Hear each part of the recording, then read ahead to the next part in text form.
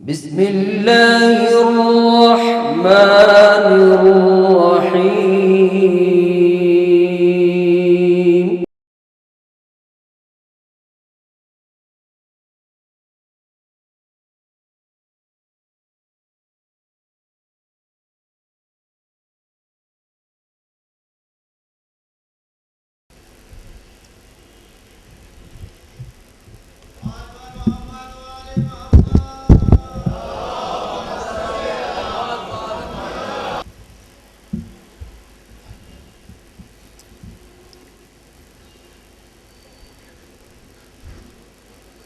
فاتحہ.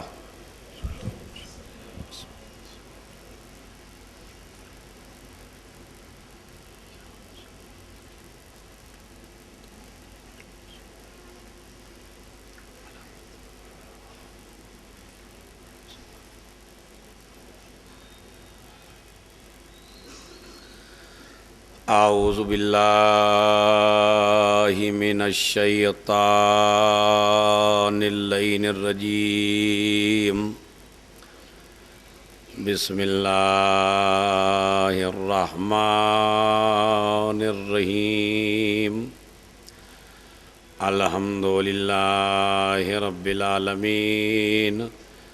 الصلاة والسلام علی اشرف الانبیاء والمرسلین شفیع المذنبین الذی بعثہ رحمتا للعالمین سیدنا و مولانا و مولا الثقلین محبوب رب المشرقین والمغربین جد الحسن والحسین ابی القاسم محمد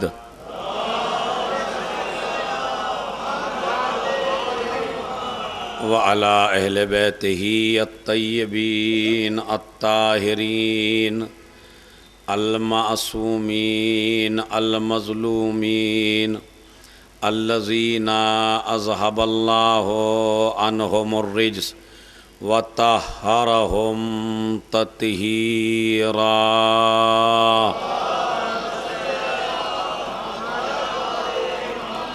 ولعنۃ اللہ علی اعدائہم اجمعین من یومنا ھذا الی قیام یوم الدین. اما بعد قال اللہ تعالی وتبارک فی کتابہ الکریم وہو اصدق القائلین وقولہ الحق. بسم اللہ الرحمن الرحیم. انما انت منذر ولکل قوم ہاد. صلوات بھیجیں محمد.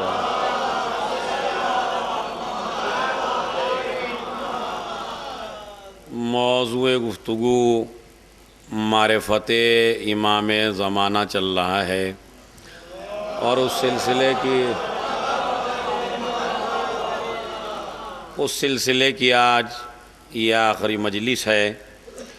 لہٰذا میں آپ حضرات سے ایک گزارش کرنا چاہتا ہوں اور وہ گزارش یہ ہے کہ وہ افراد کہ جو اس عشرے کے بانی ہیں اور وہ افراد کہ جو اس عشرے میں شرکت کر رہے ہیں باعتبار مال بھی، باعتبار حاضری بھی، باعتبار سماعت بھی، باعتبار خطابت بھی، باعتبار ذاکری بھی. لہذا جس نے بھی اس عشرے میں حصہ لیا ہے اور خصوصاً بانیان کے مرحومین کے لیے اور وہ افراد کہ جو شیعہ ہیں لیکن ان کا کوئی سورہ فاتحہ پڑھنے والا نہیں ہے، ان تمام مرحومین کے لیے ایک سورہ فاتحہ پڑھ دیجیے. اور سلاطین قطب شاہیہ کو بھی چونکہ اس عزاخانے میں ہو رہی ہے تو ان کا بھی حق ہے. لہذا تمام مومنین کو شریک کر کے ایک سورہ فاتحہ پڑھ.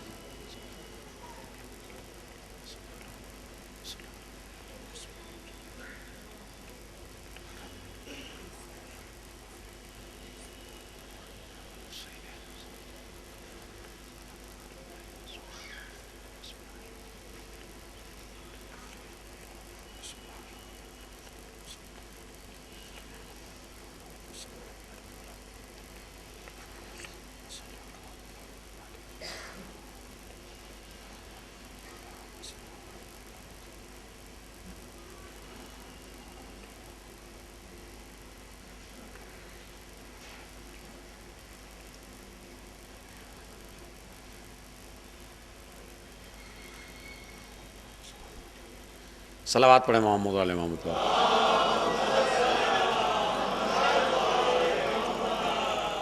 ایک مجلس اعضاء شاہ خراسان 17 صفر ٹھیک 12 بجے دن بمقام تالاب باغ میر علی ٹینک متصل نئی عیدگاہ مقرر ہے۔ المنتظر خاک پائے شہدائے کربلا سید اسد علی خان رضوی۔ صلوات پڑھیں محمد علیہ محمد پر۔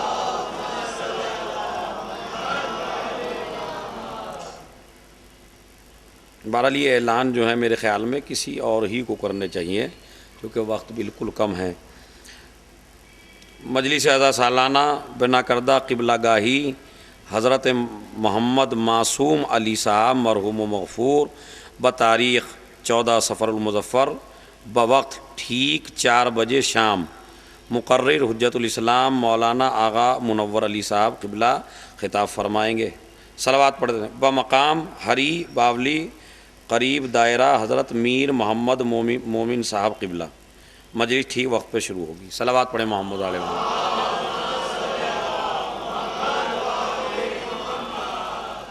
ارشاد رب العزت ہو رہا ہے کہ ہر قوم کے لیے ایک ہادی کا ہونا ضروری ہے، اور موضوع گفتگو مسلسل اسی پہ چل رہا ہے کہ اس زمانے میں ایک ہادی ہے۔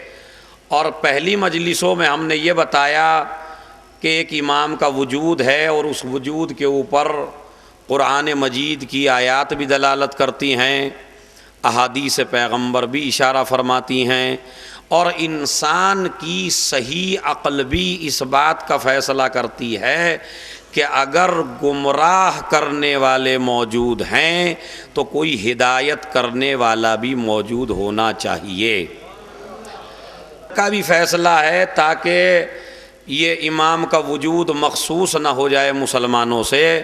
اسی لیے میں نے 3 دلیلیں مستقل آپ حضرات کی خدمت میں دیں۔ 2-3 مجلسیں قرآن کی آیات سے ثابت کیا، 2 مجلسیں حدیثوں سے ثابت کیا، اور 1-2 مجلسوں میں ثابت کیا عقل کے اعتبار سے کہ عقل کہتی ہے کہ کوئی ہونا چاہیے۔ اور پھر اس کے بھی جواب میں نے بیچ میں دیے کہ اگر غائب ہو تو آدمی ہدایت کیسے کر سکتا ہے، تو اس کی سب سے اچھی مثال وہ ہے کہ انسان کی عقل غائب ہے لیکن پھر بھی ہدایت کر رہی ہے۔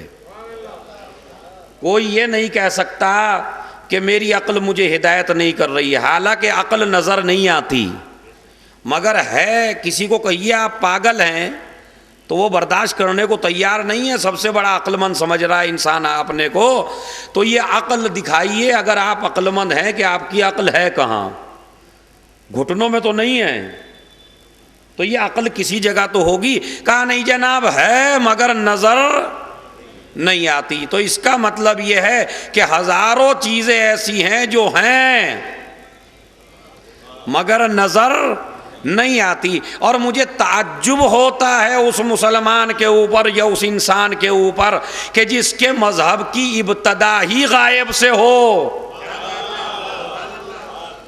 ہمارے مذہب کی تو ابتدا ہی غائب سے ہے، اس لیے کہ ابتدا ہوتی ہے اللہ سے۔ بات سمجھ رہے ہیں؟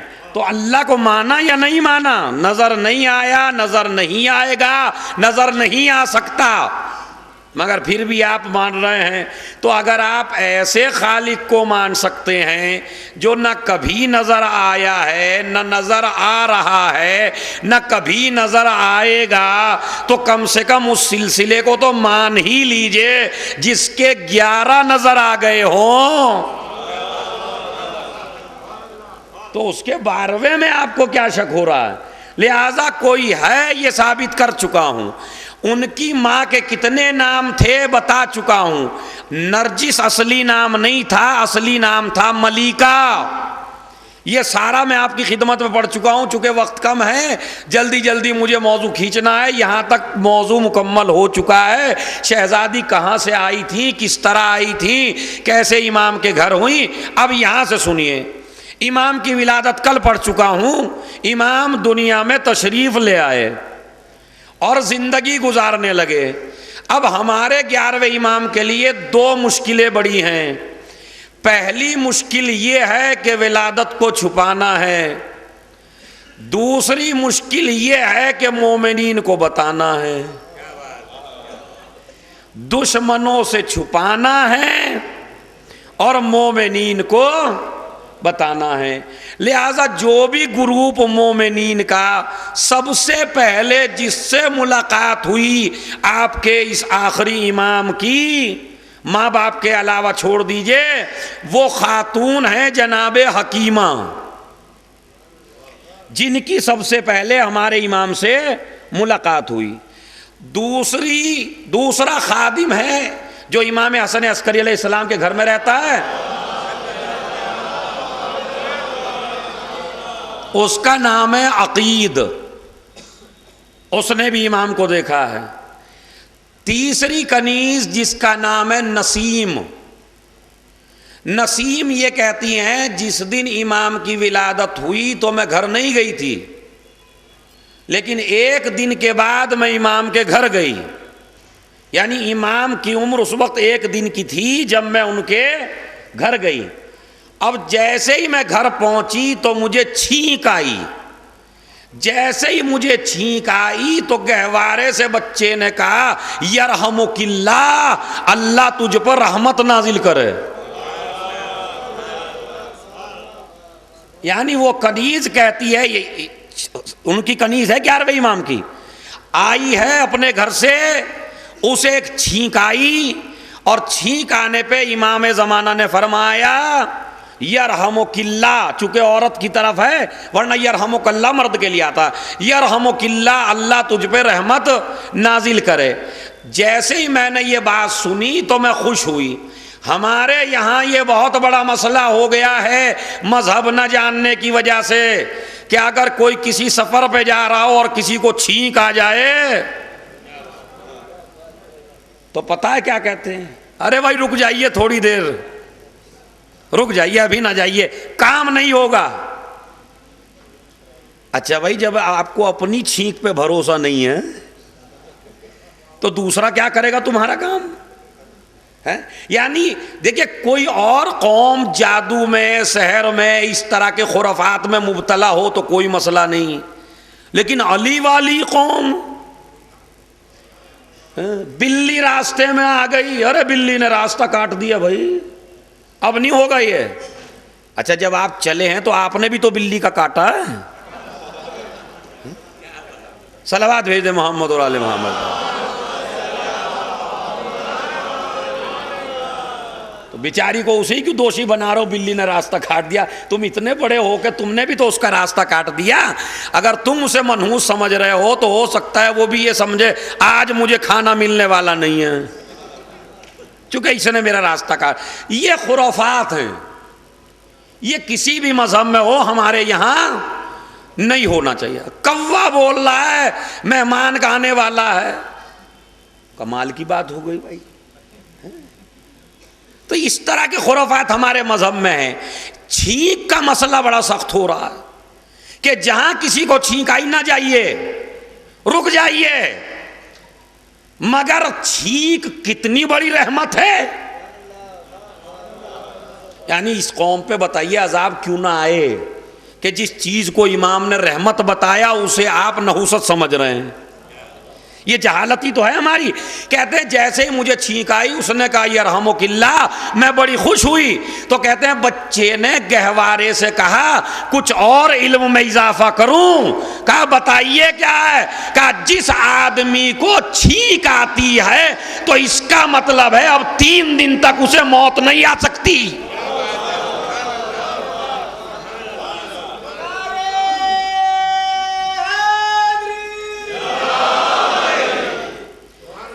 یہ امام زمانہ کی حدیث ہے یہ۔ اور یاد رکھیے جس کو لقوے کا مرض ہو جائے، فرض کیجئے یہاں فالج پڑ گیا، تو وہ جب تک ٹھیک نہیں ہو سکتا جب تک اسے چھینک نہ آ جائے۔ آزما کے دیکھ لیجئے آپ یہ بات، ان مریضوں سے پوچھئے جب مرض ہو جاتا ہے یہ تو چھینک آنا بند ہو جاتی ہے۔ اسی لیے بعض ڈاکٹر علاج کرتے ہیں آیوروید کا تو وہ کوشش کرتے ہیں کسی طرح اسے چھینک آئے، یہ چھینک نہیں ہے بلکہ انسان کی رگیں کھول دیتی ہے دماغ کی. تو جسے اللہ نے تمہارے لیے رحمت بنایا تھا تم کوشش کر رہے ہو اسے روک لوں، یہ جہالت ہے. تو تمہارے امام زمانہ کی حدیث ہے کہ امان من الموت، 3 دن کے لیے امان ہو جاتی ہے موت سے جسے چھینک آ جائے. تو کہتے ہیں مجھے چھینک آئی، اس بچے نے یہ کہا. یہ نسیم بھی ملاقات کیے ہوئے امام علیہ السلام سے. اس کے بعد امام علیہ السلام نے جو خاص چاہنے والے تھے ان کو اپنے گھر بلایا. وہ آئے، کس مقصد کے لیے آئے؟ باتیں ہوتی رہیں. انہوں نے کہا مولا پورا شوب دور ہے، جب آپ دنیا سے تشریف لے جائیں گے تو یہ بتائیے ہمارے لیے کیا آپ نے انتظام کیا؟ بھائی امام نے حجرے سے ایک بچے کو نکلنے کا حکم دیا. بچہ سامنے آیا. ایک مرتبہ امام نے لوگوں سے فرمایا یہ ہے تم پر میری حجت.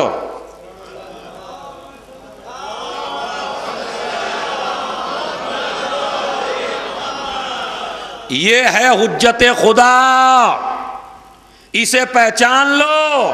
تو انہیں پہچان کرا دی. اس کے بعد امام علیہ السلام نے امام کا عقیقہ کیا اور عقیقے میں گوشت اور روٹیاں امام نے اپنے چاہنے والوں کے یہاں بھجوائیں. اور یہ سارے کام خاموشی سے ہو رہے ہیں تاکہ دوستوں کو پتہ چلے، دشمنوں کو پتہ نہ چلے. مگر یہ اس وجہ سے نہیں کہ امام ڈر رہے ہیں. بعض لوگوں کے ذہن میں آتا اتنے قوی، اتنے بہادر، اتنے شجاع، تو لوگوں سے کیوں ڈرے؟ مسئلہ ڈرنے کا نہیں ہے، مسئلہ ہے اس خدا کے حکم کا کہ اس کی ولادت کو چھپاؤ. اور اگر یہ مسئلہ ڈرنے کا ہوتا ہے تو پھر مسئلہ جائے گا خدا تک. کیا اللہ رسول کی حفاظت زمین پہ نہیں کر سکتا تھا جو غار میں بھجوایا؟ شب ہجرت تو سب کے یہاں موجود ہے. تو اس کا مطلب کیا اللہ بھی ڈر کا مسئلہ نہیں ہوتا، مصلحتیں ہوتی ہیں. مصلحت ہے کہ یہ الفاظ بدل کے یہ کہوں کہ یہ وہ امام ہے کہ جس امام کی ولادت کو کچھ سے پوشیدہ رکھنا ہے، کچھ کو بتانا ہے، اس لیے کہ یہ نرجس کا پھول ہے. جس کا ظرف نجس ہے اس سے چھپاؤ، جس کا ظرف پاک ہے اسے بتاؤ. صلوات بھیج دیں محمد.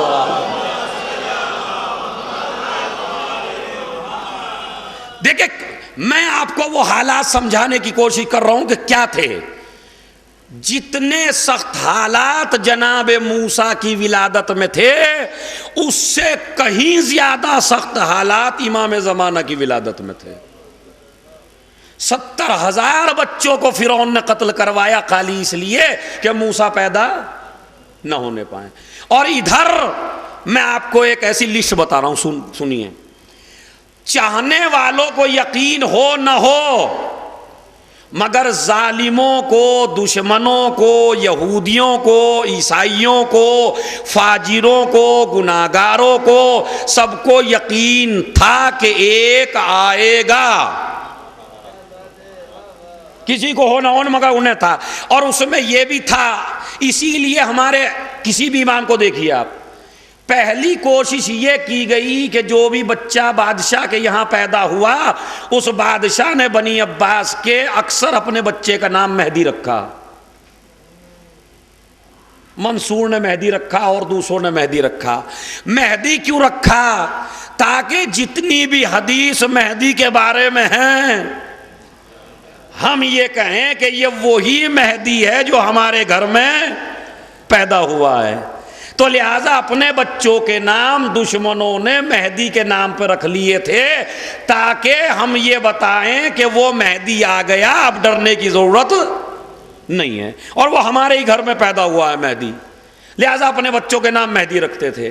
اچھا ایک بات بتائیے مجھے، یہ اپنے بچوں کے جھوٹے نام مہدی رکھنا کیا دلیل نہیں ہے کہ کوئی سچا ہے؟ نہیں عزیز، بھائی اصلی ہی کی تو نقل بنائی جاتی ہے، اگر اصلی نہ ہو تو نقل کیسے بنے گی؟ لوگ کہتے ہیں دلیل کیا؟ میں نے کہا سب سے بڑی دلیل یہ کہ دشمن اپنے بچوں کے رکھ رہا ہے تاکہ دنیا کو دھوکہ دیا جائے، تو اپنے بچوں کے نام اس دور میں انہوں نے مہدی رکھنے شروع کر دیے۔ اور ایسا نہیں کہ 11ویں امام کو تو چھوڑیے، ابھی 9ویں امام علیہ السلام کو اسی لیے 25 سال کی عمر میں قتل کر دیا گیا تاکہ مہدی پیدا نہ ہونے پائے۔ کتنی 25 سال کا جوان کتنا ہوتا ہے بتائیے آپ مجھے، کیا عمر ہوتی ہے 25 سال کی؟ آپ کا 9واں امام 25 سال میں شہید کر دیا گیا، چونکہ بادشاہ جلدی جلدی شہید کر رہے ہیں اماموں کو تاکہ حجت خدا پیدا نہ ہونے پائے۔ اس کے بعد 10ویں کا زمانہ آیا، 10ویں کو 40 سال کی عمر میں قتل کر دیا تاکہ امام پیدا نہ ہونے پائے۔ پھر 11ویں کا دور آیا امام کے باپ کا، ان کو کل 28 سال میں قتل کر دیا۔ گنتے رہیے، 9ویں امام کو 25 سال میں، 10ویں امام کو 40 سال میں، 11ویں امام کو 28 سال میں۔ اس لیے اچھا جو شادیاں ہوئی ہیں وہ بھی بڑی چھپ کے کی ہیں، جناب نرجس سے شادی کھل کے نہیں کی ہے، بڑی چھپ کے، چونکہ حکومت کی نظر ہے۔ کئی بار تو اس 28 سال میں 11ویں امام کے گھر پہ باقاعدہ چھاپا ڈالا گیا اور امام علیہ السلام کو قید میں ڈال دیا گیا تاکہ یہ بچہ دنیا میں نہ آنے پائے۔ اسی لیے ہمارے 11ویں امام نے فرمایا، 2 وجہ بتائی کہ یہ بنی امیہ اور بنی عباس کے لوگ ہمارے اتنے بڑے دشمن کیوں بنے، اس کی 2 وجہ ہیں۔ پہلی وجہ بڑی عجیب و غریب بتائی امام نے، کہا پہلی وجہ تو یہ ہے کہ چونکہ یہ جانتے ہیں کہ خلافت ان کا حق نہیں ہے، یہ تخت پر بیٹھے ضرور ہیں مگر اتنا، ارے بھائی آپ کسی کی گواہی دیتے رہیے مگر جس نے چوری کی اسے تو پتا ہے کہ میں چور ہوں، ہے یا نہیں ہے؟ آپ کسی کی کوئی بھی گواہی دلوائیے، کہیں سے بھی دلوائیے، آپ پوری دنیا ایک ساتھ ہو جائیے، مگر جو چور ہے، ڈاکو ہے، جس نے کسی کا کچھ غصب کیا، اسے پتا ہے میں نے کیا یا نہیں کیا، تو ظالم تو جانتا ہے۔ تو امام نے فرمایا مین وجہ جو ہماری دشمنی کی ہے کہ یہ جانتے ہیں کہ خلافت ان کا حق ہے، ہمارا حق نہیں ہے، یہ جانتے ہیں ظالم، اور یہ بھی جانتے ہیں کہ تخت پر بیٹھنے سے خلیفہ نہیں بنتا،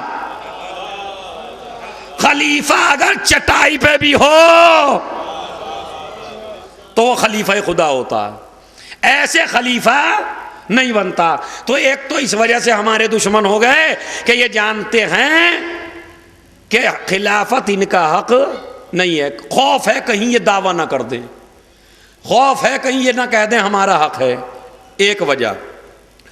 دوسری وجہ امام بیان فرماتے ہیں 11ویں امام، دوسری وجہ یہ ہے کہ ساری حدیثوں کو ظالموں نے پڑھا ہے جس میں لکھا ہوا تھا کہ سارے ظالموں کو تختہ الٹنے والا حسن عسکری کے گھر پیدا ہوگا۔ صلوات بھیج دیں،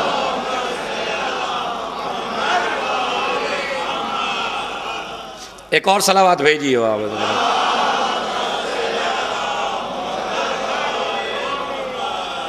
تو انہیں معلوم تھا کہ قائم دنیا کو عدل و انصاف سے بھرنے والا ان کے گھر میں پیدا ہوگا، لہذا وہ یہ چاہتے تھے کہ کسی طرح یہ بچہ پیدا نہ ہونے پائے، لیکن انہیں یہ معلوم نہیں ہے کہ ظالم چاہے جتنا پاور میں ہو مگر خدا کا مقابلہ نہیں کر سکتا،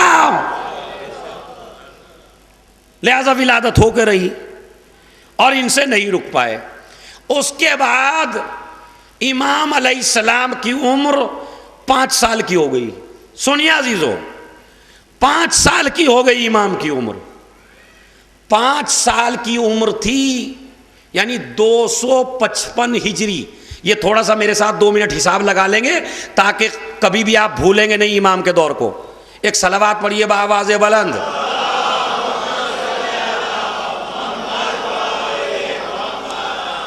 نوٹ کیجئے گا، 15 شعبان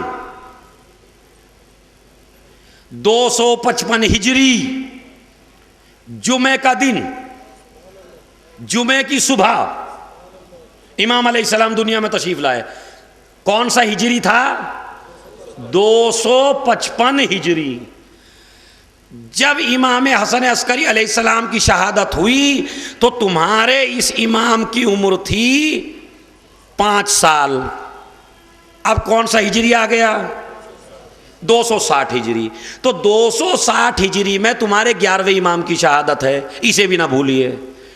255 ہجری میں تمہارے امام کی ولادت ہے، 260 ہجری میں تمہارے 11ویں امام کی شہادت ہے۔ تو جب امام دنیا سے تشریف لے گئے تو امام کی عمر کتنی ہے 12ویں کی؟ کل 5 سال۔ اور اس کے بعد جو دور شروع ہوتا ہے 5 سال کے بعد، اسے کہتے ہیں غیبت صغریٰ۔ اب آپ سے اگر کوئی پوچھے کہ بھائی آپ کے امام کی عمر کتنی تھی شہادت کے وقت، تو آپ کیا بتائیں گے؟ 5 سال۔ 11ویں امام کب شہید ہوئے؟ 260 ہجری میں۔ غیبت صغریٰ کی ابتدا کہاں سے ہوئی؟ 260 ہجری سے لے کے 329 ہجری تک۔ اب جوڑیے کتنے ہو گئے؟ ارے بھائی آپ تو بڑے بڑے پیسے کا حساب کرنے والے ہیں، صلوات بھیج دیے محمد علی محمد پر۔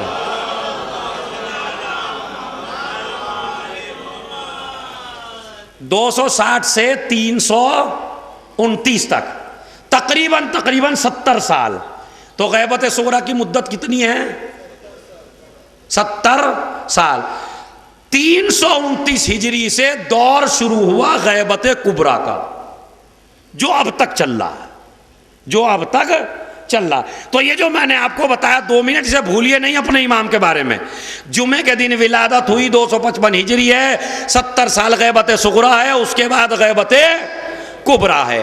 جیسے ہی امام علیہ السلام شہید ہوئے تو معتمد نے اور معتضد نے، یہ دونوں عباسی خلفاء ہیں، انہوں نے تکفین سے پہلے، غسل و کفن سے پہلے امام علیہ السلام کے گھر پہ چھاپا ڈال دیا دوبارہ، اور جتنی بھی کنیزیں امام کے گھر میں تھی انہیں لایا گیا اور ان کی باقاعدہ تفتیش کی گئی تاکہ کوئی حاملہ نہ ہو، اور اگر کوئی ہو تو اسے وہیں کے وہیں قتل کر دیا جائے، تاکہ ابھی نہیں پتا وقت کا امام پیدا ہو چکا ہے، یہ ابھی پریشان کر رہے ہیں۔ جناب سیدہ نرجس کو 2 دفعہ قید میں لے جایا گیا، اس لیے تاکہ وہ بچہ پیدا نہ ہونے پائے، تفتیش کرتے رہے۔ نماز جنازہ کا وقت آیا، جعفر جو چچا تھا امام کا وہ کھڑا ہو گیا، چاہنے والے منتظر ہیں کہ اب پتہ چلے گا کون ہے والی۔ ابھی وہ اللہ اکبر کہنے ہی والا تھا کہ 5 سال کے بچے نے دامن پکڑا، یہ تمہارا حق نہیں ہے، ہمارا حق ہے۔ ایک مرتبہ انہوں نے دیکھا چچا نے، تمہارا حق کہاں سے؟ پہلا حق تو یہ ہے کہ میرا بابا معصوم تھا، معصوم کی نماز معصوم پڑھا سکتا ہے، غیر معصوم نہیں پڑھا سکتا۔ دامن کو کھینچ لی۔ اب اس کے بعد ان کی نظریں لگ گئیں، جب بچہ یہ اس کا مطلب کچھ ہے، جو نماز پڑھا رہا ہے 5 سال کی عمر میں، اس کا مطلب ہے کچھ ہے، یہی اس کے بعد امام ہے۔ اب حکومت کی نظریں بچے کی طرف ہو گئیں، اور اب ان کو پتہ چل گیا وہ بچہ کہ جو ہماری حکومت کو پلٹے گا، تختہ الٹے گا، وہ بچہ دنیا میں آ چکا ہے، لہٰذا اس انتظار میں رہے نماز ختم ہو تو قتل کریں۔ ادھر نماز ختم ہوئی، ادھر بچے کا پتہ نہیں کہاں ہے۔ بات سمجھ رہے ہیں؟ اب امام علیہ السلام زندگی گزار رہے ہیں، ادھر قم سے اور دوسرے شہروں سے کچھ جو امام کو حق دیا جاتا ہے، خمس کا پیسہ، ہدیے کا پیسہ، امام کی مدد کرنا ہو، مسلمانوں کی مدد کرنا ہو، یتیموں کی مدد کرنا ہو، تو کچھ پیسہ شیعہ ہمیشہ بھیجتے رہے اپنے امام کے اوپر، اپنے امام کے پاس۔ قم سے ایک جماعت چلی پیسے لے کے انہوں نے آ کے سوال کیا سامرہ میں، انہیں پتا چلا 11ویں امام کی شہادت ہو گئی ہے. اب وہ بیچارے رقم لیے ہوئے ہیں، پیسہ لیے ہوئے ہیں، اب کریں تو کیا کریں. انہوں نے کہا ان کا وارث کون ہے؟ کہا ان کا وارث ہے ان کا بھائی جعفر، اور وہ گئے ہیں شکار پہ تفریح کرنے کے لیے. توجہ چاہتا ہوں، وہ شکار پہ گئے ہیں تفریح کرنے کے لیے. جیسے ہی تفریح کا نام سنا ان کے ذہن میں آیا یہ کچھ بھی ہو امام کا وارث نہیں ہو سکتا. 2-3 آدمیوں نے کہا نہیں اور ذرا تحقیق کر لو، دیکھتے ہیں کب آتے. اور عورتیں بھی ساتھ لے کے گئے ہیں، سمجھ رہے ہیں، عورتیں بھی ساتھ لے کے گئے شکار کرنے کے لیے. تو اب تاکہ جیسے ہی یہ صفات سنے، اور صفات سننے کے بعد کہا یہ نہیں ہو سکتا بھائی. کچھ نے کہا انتظار کیا گیا، آ گئے تفریح کر کے. کہا ہمیں امام کے وارث سے ملنا ہے. کہا میں ہوں. کیا کام ہے؟ کہا ہم کچھ مال لے کے آئے ہیں. کہا تو ٹھیک ہے دے دیجئے لا کے. اب مال لینے میں تھوڑی کسی کو پریشانی ہوتی ہے، کسی کو بھی دے دیجئے آپ. یہ تو اسی وقت کا دور ہوگا کہ جب عدالت کی حکومت قائم ہوگی اور وقت کا امام حکومت کرے گا، اور وہ مال لے کے کہے گا لے لو، اور مومن کہے گا مجھے نہیں چاہیے. چونکہ کیوں چاہیے؟ سب کا اقتصاد برابر ہے، چونکہ حکومت عادل کی ہے. جب امام آئیں گے کوئی غریب امیر نہیں رہے گا، سارے کے سارے امیر ہی ہوں گے، سب کو ہر کچھ ملے گا. دنیا جنت کا نمونہ ہوگی. اگر دنیا کو جنت دیکھنا ہو تو یہی دیکھ لے گا جنت. وہ بات سمجھ رہے ہیں؟ تو چونکہ عدل و انصاف کی حکومت ہوگی، کوئی کسی کا حق مارے گا نہیں، تو ایک غریب امیر ہوگا نہیں. یہ غریب امیر ہم نہیں تو بنا رکھے ہیں، کسی کا حق چھین لیا بیچارہ وہ خود ہی غریب ہو گیا. ورنہ ہر آدمی کا حق اس تک پہنچے تو پھر کوئی مسئلہ. کا پیسہ دے دو. میں ایک جملہ کہنا چاہتا ہوں عزیزو، خلیفہ ہونے کا دعویٰ کرنا بڑا آسان ہے، اور منبر پہ بیٹھنا بھی آسان ہے، اور اعلان کرنا بھی آسان ہے. لیکن مجھے انصاف سے بتائیے، اگر ایک عالم کی جگہ ایک جاہل آ کے بیٹھ جائے تو کیا اس کا خلیفہ ہو سکتا ہے؟ اگر گدھا شیر کی کھال پہن لے، یہ تو آپ مستقل سے صلوات پڑھیں محمد والے محمد والے.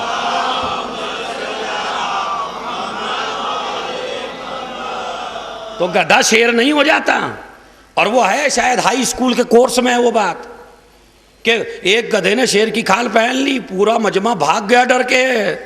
اب اسے جو کھانا تھا وہ کھایا، اور کھا کے جھومنے لگا. جھوم کے جو آواز نکالی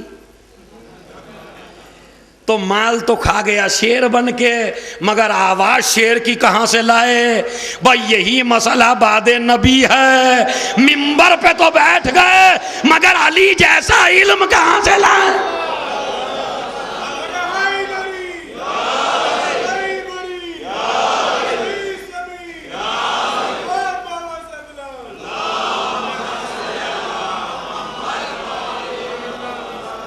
اس نے کہا لاؤ مال مجھے دے دو. انہوں نے کہا حضور مال تو ہم دے دیں آپ کو، لیکن آپ کو یہ بتانا پڑے گا کہ کس نے کتنا بھیجا ہے.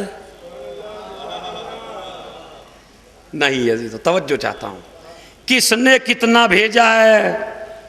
ہیں یہ کون سا کھیل ہے؟ کہا حضور جب ہم آتے تھے امام کے پاس تو لوگ ہمیں مال لا لا کے دے دیا کرتے تھے، چھوٹی چھوٹی پوٹلیاں بنا کے، اور اپنے اپنے اس میں مہر لگا دیا کرتے تھے. کسی کے 4 درہم، کسی کے یہ دینار، کسی کے سونا، کسی کا چاندی، مہر لگا دیا کرتا تھا. اور جب ہم آتے تھے تو امام یہ بتاتے تھے فلاں مومن نے اتنا دیا، فلاں مومن نے اتنا دیا، فلاں مومن نے اتنا دیا، فلاں نے خمس دیا، فلاں نے ہدیہ دیا، فلاں نے ایسا دیا. تو آپ بھی بتائیے. انہوں نے کہا تم کھیل کر رہے ہو، میرے بھائی پہ الزام لگا رہے ہو علم غیب کا. علم غیب تو خدا کے پاس ہے بس. اب پتہ چلا یہ بات کہاں سے نکلی. اپنی جہالت پہ پردہ ڈالنے کے لیے یہ بات نکلی، امام کے پاس غیب نہیں ہے۔ صلوات بھیج دیں محمد۔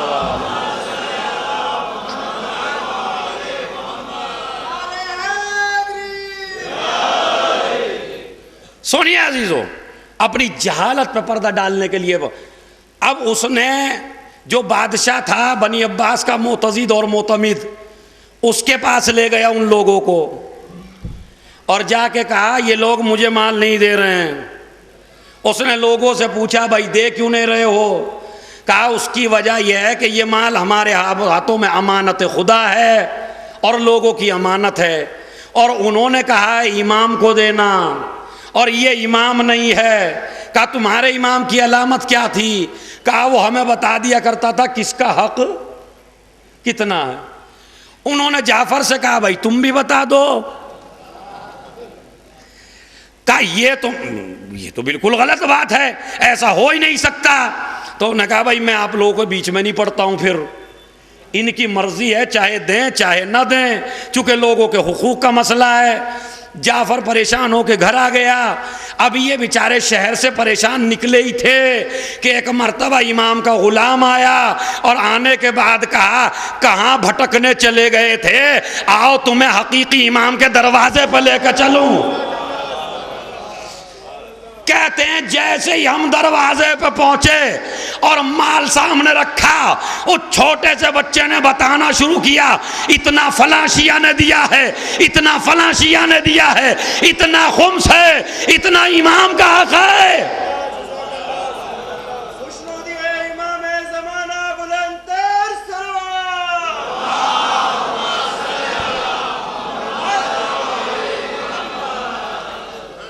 سنیے عزیزو، سارا مال دے دیا۔ امام نے کہا آج کے بعد ہمارے پاس مال نہیں لانا، ہم اپنا ایک نمائندہ معین کریں گے۔ میں کہتا ہوں اگر امامت کو سمجھ لیں تو پھر اختلاف بعد کی چیزوں میں نہیں ہوگا۔ انہوں نے کہا میرے نمائندے کو فلاں جگہ قم ہی میں دے دینا جو مال ہو۔ اس کے بعد دوسرا گروپ جو تھا اس کے ساتھ بھی یہی ہوا۔ اب ایک بات کہنا چاہتا ہوں تاکہ معراج ہو جائے اس مجلس میں، اور وہ کیا؟ امام علیہ السلام کے جب یہ گروپ چلا تھا قم سے تو ایک ضعیفہ ایسی تھی جس پہ کے پاس دینے کو کچھ نہیں تھا اپنے امام کو ہدیہ، تو اس کے پاس ایک کپڑا تھا چھوٹا سا پاکیزہ، اس نے اس گروپ کو دیا تھا کہ یہ میرے امام کو جا کے دے دینا۔ اب جہاں اتنے بڑے بڑے مال ہوں یہ کس کی سمجھ میں آئے؟ ان دینے والوں نے مال تو دے دیا، کپڑا رہ گیا۔ جیسے ہی چلنے لگے امام نے کہا ہماری ایک اور امانت ہے تمہارے پاس۔ کہا وہ کیا؟ کہا ہماری چاہنے والی کنیز نے تمہیں ایک چھوٹا سا کپڑا دیا ہے ہمارے لیے، وہ بھی لاؤ۔ اب تو سمجھیے دنیا کے اور خدا کے امام میں کتنا فرق ہے۔ یہ امیر اور غریب نہیں دیکھتا، یہ دل کا خلوص دیکھتا ہے۔ بس جس طرح وہ امام ہے اسی طرح حسین امام ہے۔ بڑے بڑے پروگرام کرنے والوں یہ نہ سمجھنا کہ مجلس قبول اسی وقت ہوگی جب بہت زیادہ خرچہ ہوگا۔ یہاں خرچے سے قبول نہیں ہوتی، خلوص سے قبول ہوتی۔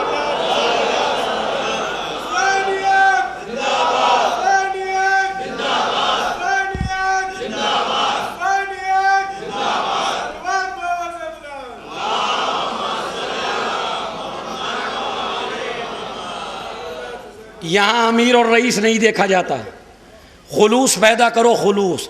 کہتے ہیں ہم نے وہ کپڑا لا کے دیا تو امام نے ہمارے سامنے اسی کپڑے کو بچھایا اور اسی پہ 2 رکعت نماز ادا کی۔ امام پہچانیے کیسا امام ہے، پہچانیے۔ غریب آدمی یہ نہ سوچے میرے پاس کچھ نہیں ہے تو میں کیا دوں، بس دلوں میں ارادہ کر لو، ایک پانی کی گھونٹ پہ نیاز دے دو، وہی قبول ہے۔ بات سمجھ رہے ہیں؟ اور غلط پیسہ چلتا نہیں ہے، بات سمجھ رہے ہیں؟ اب بعض افراد یہ کرتے ہیں، میں آپ کو نہیں کہہ رہا ہوں بھائی، آپ سے تو معافی چاہتا ہوں میں تو ان لوگوں کو کہہ رہا ہوں جو کرتے ہیں ایسا، کہ پیسے میں بڑا گھوٹالا ہے اور 1 لاکھ لگا دیا مجلس میں اور گھوٹالے کا پیسہ تھا، تو آپ یاد رکھیے قبول نہیں ہے، چونکہ پاکیزہ لوگوں کے لیے پاکیزہ پیسہ چاہیے، نجس پیسے کو یہ قبول نہیں کرتے۔ دلیل، اچھا اگر اس طرح ہونے لگے تو فرض کیجئے یہ جو حلوائی کی دکان ہے یہیں قریب، اور میں اس پہ اپنے دادا کی فاتحہ پڑھ دوں، حلوائی کو پتہ بھی نہیں کیا ہو گیا، اور میں سمجھ رہا ہوں یہ پہنچ گیا، تو وہ پہنچا کیوں نہیں؟ اس لیے نہیں پہنچا اس لیے کہ وہ تمہارا مال تھا ہی نہیں۔ اسی طرح کا مسئلہ اس امام کے ساتھ پیش آیا کہ کچھ لوگوں نے امام علیہ السلام کی خدمت میں ایران سے حق بھیجا، 12ویں امام کی خدمت میں، جیسے ہی دیکھیں عمر 5 ہی سال کی ہے، خدمت میں آیا، ایک مرتبہ امام نے کہا اس پیسے کو واپس لے جاؤ، یہ ابھی پاک نہیں ہے۔ مولا کیسے؟ کہا اس لیے کہ بڑے بھائی نے، اس جملے پہ ایک آدمی سے توجہ چاہتا ہوں جو بیٹھے ہوئے ہیں، 20,000 دینار لے گیا رشوت کے طور پہ کہ آپ مجھے وہی عہدہ دے دیجئے جو میرے بھائی کا تھا، معتمد عباسی کے پاس۔ معتمد عباسی نے پیسہ تو رکھ لیا، رکھ کے کہنے لگا کہ بھائی یہ بات میں آپ کو کیسے دے دوں، اس لیے کہ تمہارے بھائی کے پاس جو عہدہ تھا وہ میرا دیا ہوا نہیں تھا، خدا کا دیا ہوا تھا۔ اور اب جملہ سنیے جو معتمد عباسی کہتا ہے کہ جس چیز سے تو پریشان ہے زندگی بھر میں بھی اسی چیز سے پریشان رہا، اس لیے کہ میں نے دعویٰ بھی کر دیا، منبر پہ بھی آ گیا، لوگوں پہ حکومت بھی کر رہا ہوں، لیکن امامت اب بھی میرے پاس نہیں ہے، چونکہ امامت لوگوں کے ہاتھ میں نہیں ہے، امامت خدا کے ہاتھ میں ہے۔ میں بھی اسی وجہ سے کبھی قید کرتا تھا، کبھی ظلم کرتا تھا، کبھی ستم کرتا تھا تاکہ ان کی عزت میں کمی آ جائے، لیکن میں ہی پچھتاتا رہا، ظلم کرتا رہا، تھکتا رہا، مگر تیرا بھائی ظلم سہتے سہتے نہیں تھکا، میں بے عزتی کرتا رہا، اللہ اس کی عزت میں اضافہ کرتا رہا۔ صلوات بھیج دے محمد اور آل محمد۔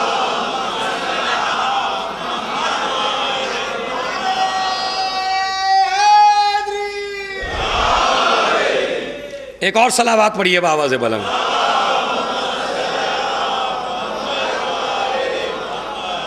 لہذا جب امام 5 سال کے ہیں تو یہ فیصلے امام کر رہے ہیں۔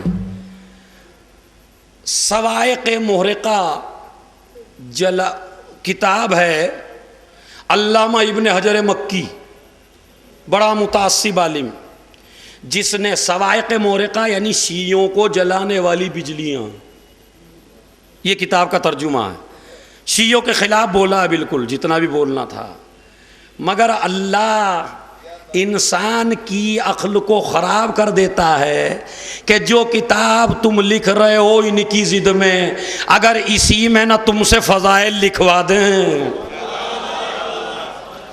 تو ہمیں بھی خدا نہ کہنا، لہٰذا انہوں نے لکھی ضد میں، اس میں ایک اعتراض کیا اس نے کہ یہ جو شیعوں کا عقیدہ ہے 5 سال کا بچہ امام کیسے بن سکتا؟ آج تک نہیں بنا 5 سال کا بچہ امام۔ تو تمہارے امام کی زندگی پہ سب سے اسٹرانگ اعتراض، مضبوط اعتراض ان لوگوں نے یہ کیا، پہلا اعتراض کہ 5 سال کی عمر میں بچہ امام نہیں بن سکتا۔ اب اس مسئلے کو ہم حل کیسے کریں؟ نہ گالیوں سے حل ہوگا نہ لعنتوں سے حل ہوگا، مسئلہ حل ہوگا قرآن سے۔ پہلی تو بات یہ ہے کہ خدا نے پہلے ہی مرحلے میں جب جناب آدم کو خلافت دی تو بڑھائیے ملائکہ بڑے ہیں یا آدم؟ کون بڑا ہے؟ ملائکہ ہی تو بڑے ہیں عمر میں، مگر خلافت کس کو ملی؟ جناب آدم کو پہلے ہی مرحلے میں خلافت دے کے بتا دیا تھا اس کا تعلق عمر سے نہیں ہے، اہلیت سے ہے. بات سمجھ رہے ہیں؟ لہذا ان کو دوسری آیت سناتا ہوں کو، یا یحییٰ خذ الکتاب بقوہ وآتیناہ الحکم صبیا. ہم نے یحییٰ کو نبوت دی بچپنے میں. کون کہہ رہا؟ قرآن. تیسری آیت، انی عبداللہ. مریم کے یہاں ولادت ہوئی، پوری قوم آئی، آ کے کہنے لگی نہ تمہاری ماں خراب نہ تمہارا باپ خراب، یہ بچہ آیا کہاں سے؟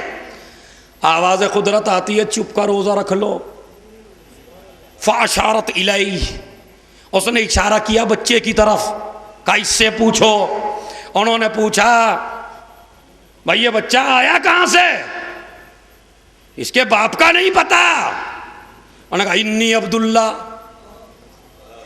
آتانی الکتاب وجعلنی نبیا. میں اللہ کا نبی ہوں، مجھے اللہ نے کتاب دی ہے، مجھے نبی بنایا ہے. تو بھیا آپ کو یہ تھوڑی کہہ رہے ہیں کہ آپ نبی نہیں ہیں. یہ کچھ اور مسئلہ پوچھ رہے ہیں، آپ کچھ اور جواب دے رہے ہیں. یہ قرآن ہے یا نہیں ہے؟ وہ کہہ رہے ہیں یہ ولادت ہوئی کیسے؟ وہ کہتا ہے میں اللہ کا نبی ہوں، انی عبداللہ، اللہ کا بندہ ہوں، مجھے اللہ نے کتاب دی ہے اور نبی بنا کے بھیجا ہے. ارے اعتراض کر رہے ہیں آپ کی ماں کی عصمت کے اوپر، آپ جواب یہ دے رہے ہیں کہا چونکہ تمہاری عقل کم ہے تو سمجھ میں نہیں آ رہا ہے، میں اپنی ماں کے مقدمے کو اتنی دور سے خارج کروں گا کہ ماں کا نام آنے بھی نہ پائے گا، مقدمہ خارج ہو جائے گا. میں نے کہا میں اللہ کا نبی ہوں. جو اللہ کا نبی ہوتا ہے نہ اس کی ماں خراب ہوتی ہے نہ اس کا باپ خراب ہوتا ہے.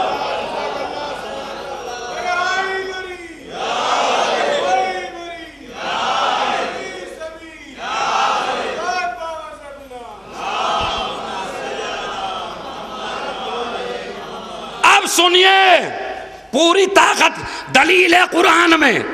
پیدا ہوتے ہی عیسیٰ نبی ہے یا نہیں؟ قرآن مجید کہہ رہا ہے انی عبداللہ آتانی الکتاب وجعلنی نبیا، مجھے اللہ نے نبی بنایا ہے. اچھا نبی بھی ہیں اور کتاب بھی ہے، تو مجھے یہ بتائیے تھی کہاں کتاب؟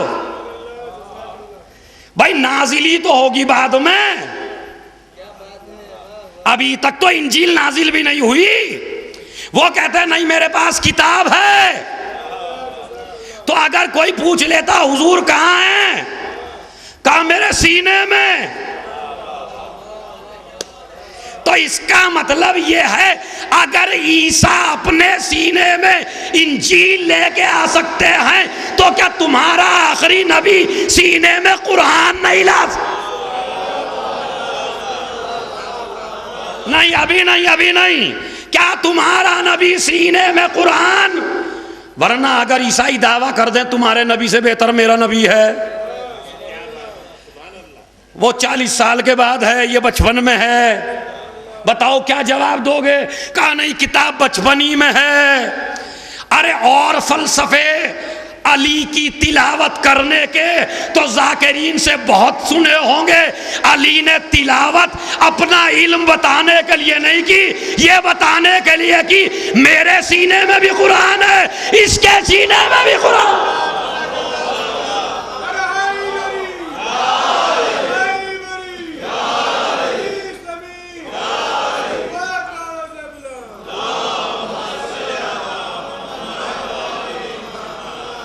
سنیے اب جو بات کہہ رہا ہوں، یہ تو میں نے خالی آپ کو جگانے کے لیے جملہ کہا تھا. اب سنیے، اے ابن حجر مکی، 3 نبی بتا دیے جو بچپن میں نبی تھے، اور قرآن انکار سے کافر ہو جاتا ہے آدمی. اسی لیے اللہ نے، توجہ چاہتا ہوں، اسی لیے اللہ نے اس نبی کو زندہ بھی رکھا نہیں کہ جو بچپن میں نبی تھا. عیسیٰ اسی لیے زندہ رکھا کہ جو بچپن میں نبی تھا تاکہ آخری امام کی امامت پر کوئی اعتراض نہ کر سکے، اس لیے عیسیٰ کو زندہ رکھا۔ اور اب سنو، جب وہ آئے گا تو یہ بھی آسمان سے آئے گا، مصلی بھی چھائے گا، امام کہے گا تم آگے بڑھو، وہ کہیں گے نبی کے جانشین کے پیچھے میں نماز پڑھوں گا، انہیں نماز نہیں پڑھا سکتا۔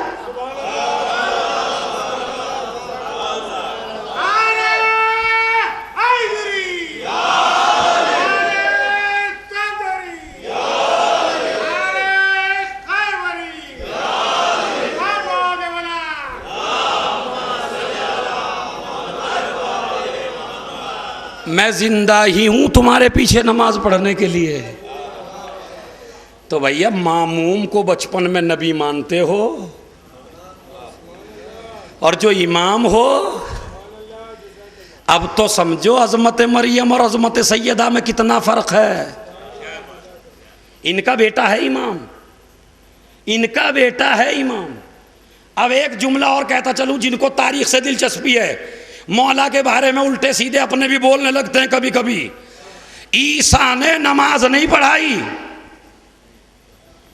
عیسیٰ نے نماز نہیں پڑھائی آخری ہادی کو، اور نماز نہ پڑھا کے بتا دیا کہ امامت تو نبوت کے پیچھے بھی نہیں پڑ سکتی۔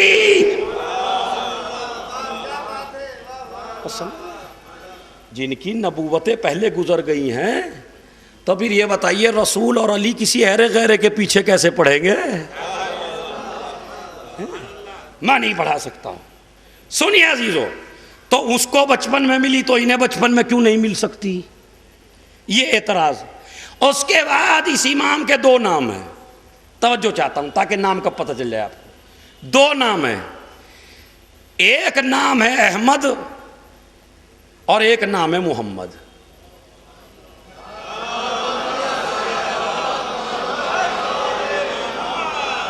اے سنیے، ممبر پہ آئیے بات، اور سوچ بھی رہا تھا میں آنے سے پہلے کہ یہ بات اگر یاد آ گئی تو ممبر پہ پڑھوں گا، لیکن مولا نے میری یاد دلا دی۔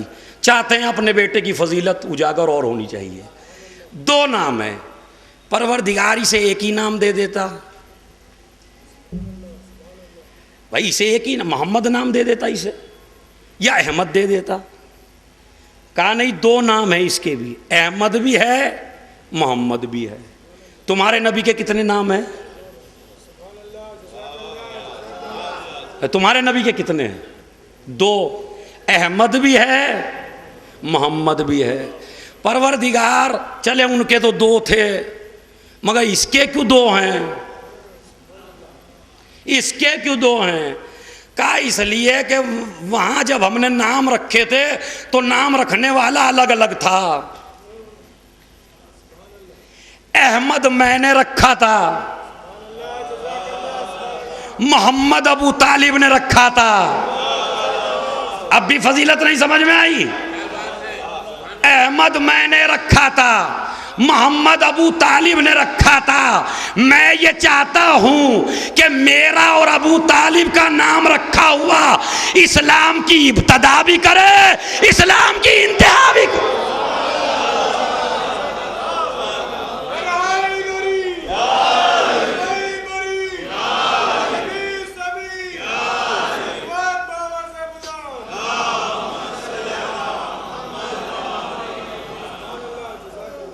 احمد اور محمد، ایک ابو تا۔ اچھا کلمے میں کیا ہے؟ سنائیے ذرا کلمہ۔ اچھا محمد کس نے رکھا؟ پوری ہسٹری پڑھ لیجئے۔ ابو طالب نے رکھا۔ تو بھائی اگر کلمے میں رکھنا ہے تو احمد کے نام سے رکھو، یہ محمد کے نام سے کیوں ہے؟ اچھا اللہ نے بھی یہی کہا، محمد الرسول اللہ ہے قرآن مجید میں، تو احمد رسول اللہ کہہ دیتا پروردگار تیرا نام رکھا ہوا ہے، کہا نہیں، کچھ لوگ اسلام کے محسن پر کفر کے تانے ماریں گے اور یہ کہیں گے کافر تھا کافر تھا، تو میں اسی کا نام رکھا ہوا کلمے میں رکھوں گا۔ تم میں کوئی مسلمان اس وقت تک نہیں بنے گا جب تک اس کا رکھا ہوا نام نہ لے۔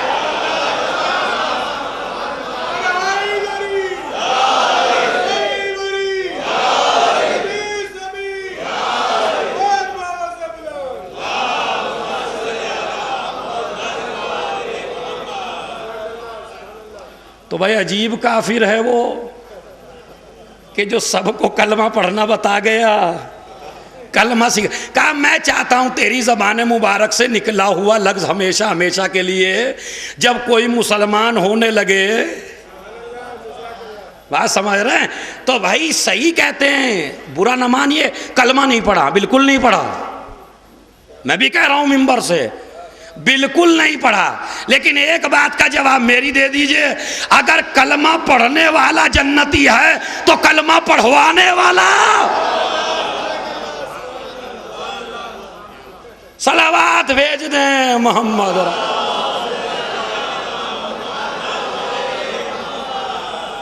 یہ تو انشاءاللہ کبھی حضرت ابو طالب پہ پورا شرح ہوگا انشاءاللہ کبھی نہ کبھی، مگر یاد رکھیے عزیزوں، تو نام احمد اور محمد، احمد اور محمد کے اوپر میں بولتا کتنا برکتوں والا نام ہے۔ آج کل تو مصیبت یہ ہو گئی، مصیبت ہو گئی واقعا کہ جہاں بچہ پیدا ہوا اور نام کی بات آئی اور بتا دیجئے اہل بیت میں سے کسی کا، تو خاتون جو ہیں گھر میں ان کی آواز پرانا ہے، اجی نیا سا ہو کوئی۔ اب ایسے نئے نئے نام آ گئے، آپ پوچھئے شیعوں سے تمہارا نام کیا ہے تو وہ نام بتاتا ہے، اب اسے پتہ ہی نہیں چلتا مسلمان ہے کافر ہے ہندو ہے کون ہے بھئی یہ۔ تو در اہل بیت سے ہٹو گے تو اپنی پہچان کھو دو گے، در آل محمد سے نہیں ہٹنا ورنہ پہچان کھوئی جاتی ہے آدمی کی۔ نئے چکر میں نہ رہو، بات سمجھ رہے ہیں؟ حسین کے کتنے بیٹے ہیں؟ تینوں کے نام علی ہیں، پڑھ لیجئے تاریخ، علی ابن الحسین، علی اصغر، علی اکبر، اکبر اصغر فرق کے لیے لگایا ورنہ نام، اور بیٹیوں کے نام فاطمہ ہیں، اور جلنے والا ایک نے تو کہا خود امام زین العابدین علیہ السلام سے، مروان نے، مروان اور ابن زیاد دو آدمی ہیں بس، دو آدمیوں نے اعتراض کیا، کیا ہو گیا تمہارے باپ کو، تمہارا باپ علی علی نام رکھتا جا رہا ہے۔ امام زین العابدین نے اپنے باپ سے آ کے کہا بابا مروان یہ کہہ رہا ہے، کہا بیٹا جب ملے تو کہہ دینا یہ تو 3 ہیں، اگر میرے 100 بچے بھی پیدا ہوں تو 100 کے نام علی رکھوں گا، میں اپنے 100 کے 100۔ تو بھائی نئے چکر میں نہ رہو، سب باتیں بیوی کی مانو مگر اس میں نہ مانو، ہاں کہیں کہیں ایسا بھی کر دیا کریں نہ مانا کریں، ویسے خوب مانا کریں، مگر ایسا نہیں ہے کہ جہاں دین کا مسئلہ ہو وہاں بھی مان لیجیے، نئے کے چکر میں نہیں۔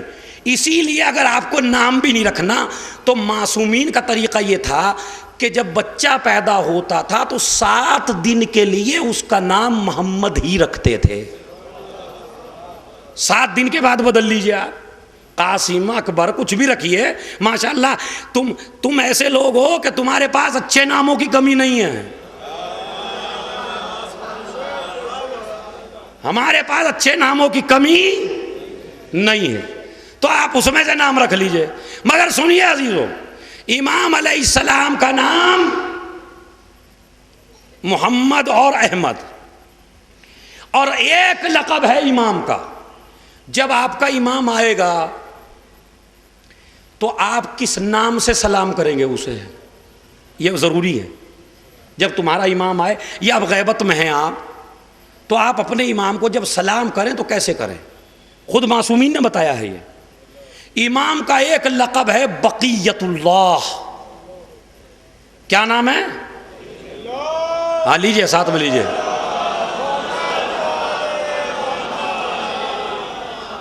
ترجمہ کروں گا تو انشاءاللہ خوب لطف آئے گا۔ بقیت اللہ دو لفظ ہیں عربی زبان میں، ایک ہے بقا، ایک ہے فنا. فنا اور بقا. فنا جو مٹ جائے، بقا جو باقی رہے. بقیت اللہ، اللہ کا باقی رکھا ہوا.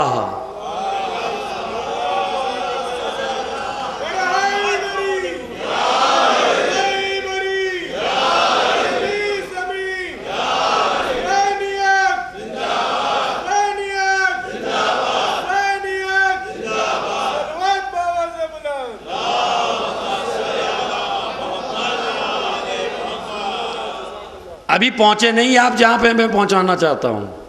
بقیت اللہ، اللہ کا باقی رکھا ہوا. لوگوں کا باقی رکھا ہوا نہیں. تو امام کے وجود پہ اعتراض کرنے والوں، اللہ پہ اعتراض کرو، ہم پہ نہیں. ہم نے تھوڑا ہی رکھا ہے. اچھا اگر ہم نے رکھا ہوتا تو اعتراض کرتے، اتنا جیے گا کیسے؟ ہدایت کے. لیکن باقی رکھا ہوا ہے اللہ کا، اللہ نے باقی رکھا.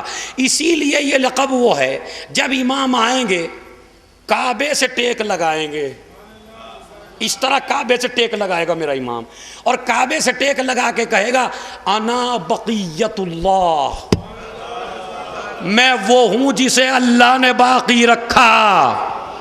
کہاں ٹیک لگائے گا؟ کعبے کے پاس. میں نے روایت تو نہیں پڑھی چونکہ میں اس کا قائل نہیں ہوں. فضیلت میں بھی وہی چیز پڑھو جو معصوم نے بتائی ہو.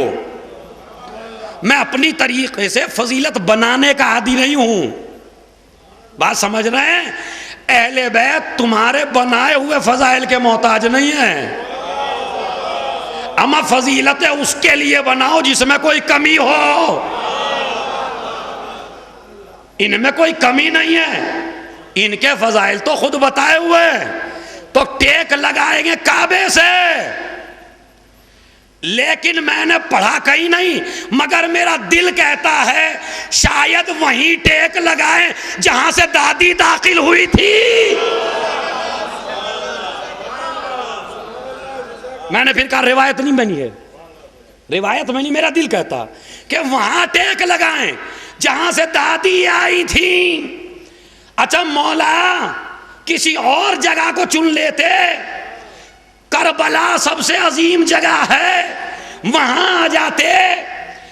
مدینے میں کسی اور جگہ آ جاتے، قبر رسول پہ آ جاتے، قبر علی پہ ظہور کر لیتے. یہ آپ کعبے کے پاس کیوں آئے؟ کہا تاکہ دنیا کو بتا دوں کہ شیعت کی امامت کا سلسلہ کعبے سے شروع ہوتا ہے، کعبے پہ ختم ہوتا ہے.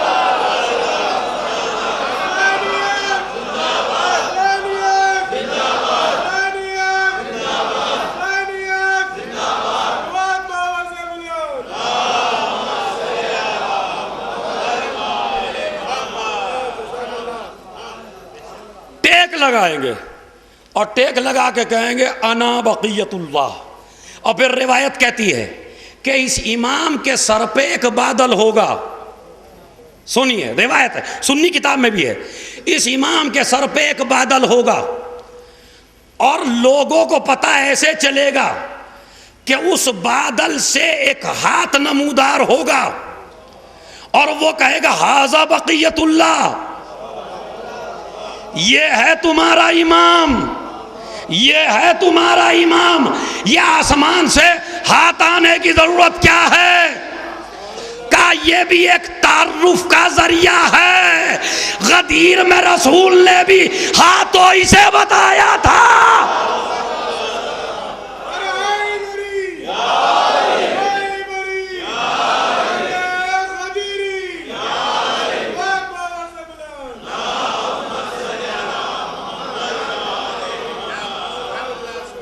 انا بقیت اللہ، میں اللہ کا باقی رکھا ہوا ہوں. کہتے ہیں اب جو لوگ امام کو اب سلام کرنا چاہتے ہیں، عزیزو صبح اٹھتے ہی اپنے امام کو سلام کیا کرو. کس نام سے؟ السلام علیک یا بقیت اللہ فی ارضہ. یاد کر لیجئے، السلام علیک یا بقیت اللہ فی ارض، اسی لیے دعائے ندبہ میں بھی ہے این بقیت اللہ التی لا تخلو من الطرۃ الہادیہ، کہاں ہے بقیت اللہ؟ تو اسی لیے ایک شخص چھٹے امام کی خدمت میں آیا،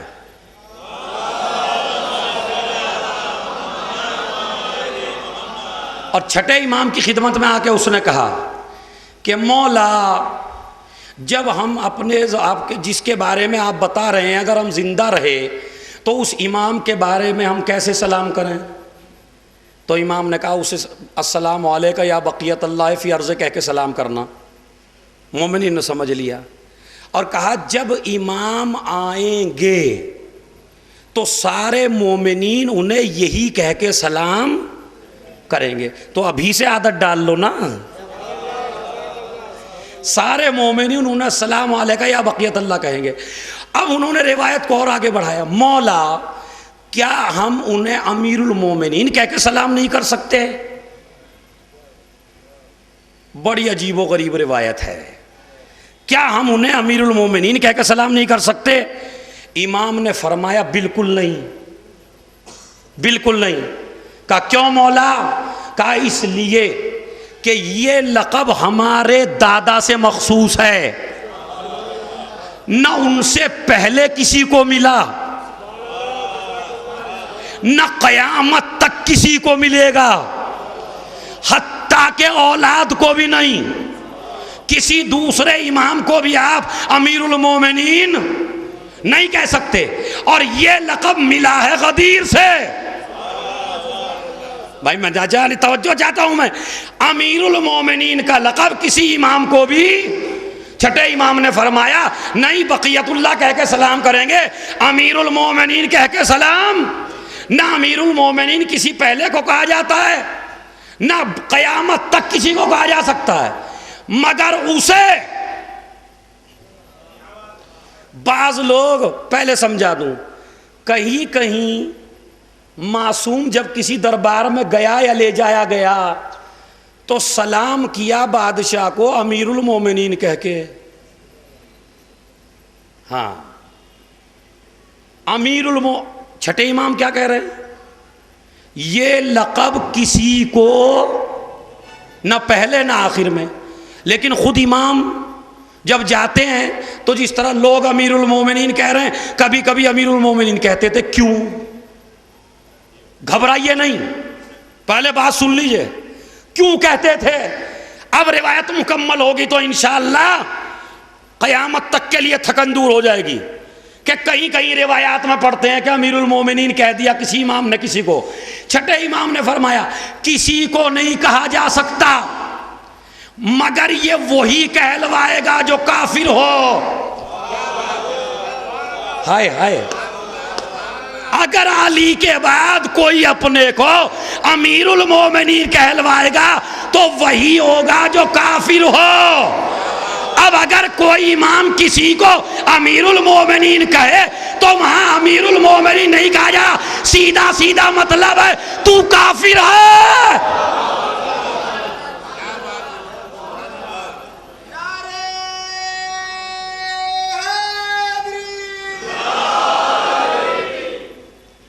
لہذا لفظ امیر المومنین اور لفظ بقیت اللہ مخصوص ہے آپ کے اس امام سے، یہ بقیت اللہ کی تشریح ہے۔ بہرحال القاب تو بہت زیادہ ہیں، لیکن امام کا وہ لقب، بس آخری بات ہے، امام کا وہ لقب کہ جس پہ قیام ضروری ہے، یعنی جب نام لیا جائے، اب تو میں حکایت کر رہا ہوں گردن جھکا لینا، اکثر و بیشتر، اور اگر اب بھی کوئی مسئلہ نہیں ہے، ایک دفعہ کھڑے ہو جائیے گا اس پہ تھوڑا سا۔ امام کا ایک لقب ہے جس کو جب معصومین بھی کہتے تھے تو کھڑے ہو کے کہتے تھے، یعنی خود چھٹے امام علیہ الصلوۃ والسلام، چھٹے امام کے سامنے لفظ قائم کہا گیا۔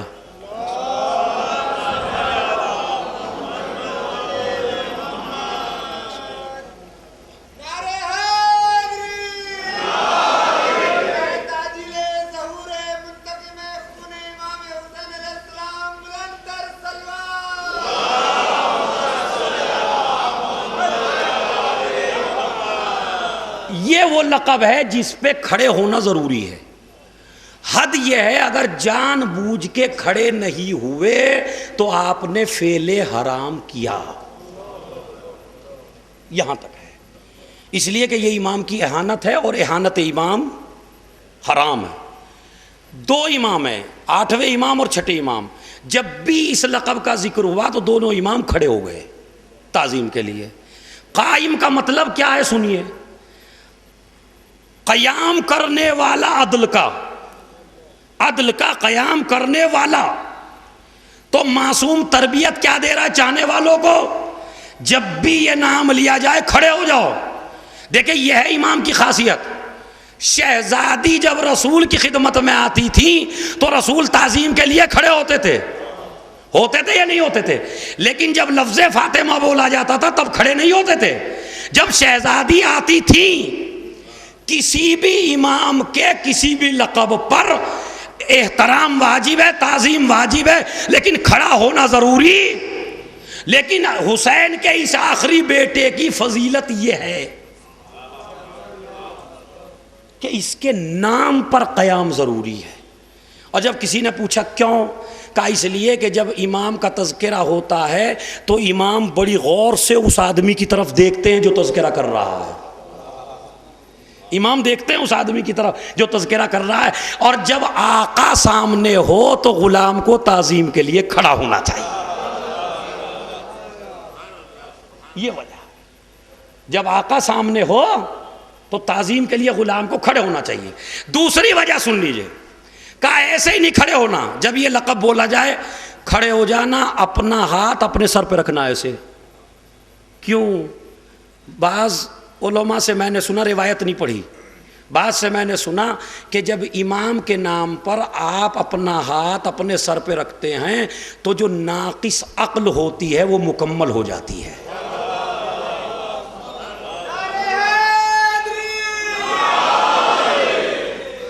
صلوات پڑھے محمد و آل محمد۔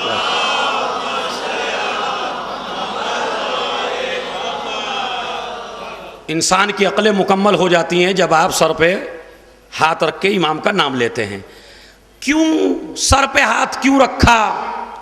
کہا جب امام آئیں گے قیام کریں گے تو ہم عادت ڈال لیں پہلے ہی کھڑے ہونے کی۔ کہا جب امام آئے تو کھڑے ہو جاؤ، بیٹھنا نہیں۔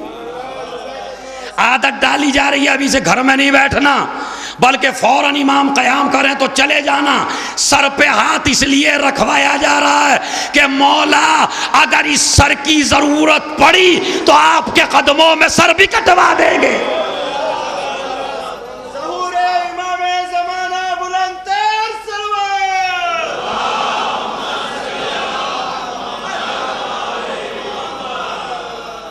مولا اگر سر کی ضرورت پڑی تو ہم سر بھی کٹوا دیں گے۔ بس میں اس موضوع کو یہیں پہ روکتا ہوں، انشاءاللہ زندگی رہی تو پھر موضوع یہیں سے ہو سکتا ہے آگے بڑھ جائے۔ اللہ آپ کو بھی زندگی دے اور مجھے بھی زندگی دے۔ صلوات پڑھیں محمد و آل محمد پر۔ آج 10 سفر ہے اور 10 سفر اس 4 برس کی بچی سے مخصوص ہے۔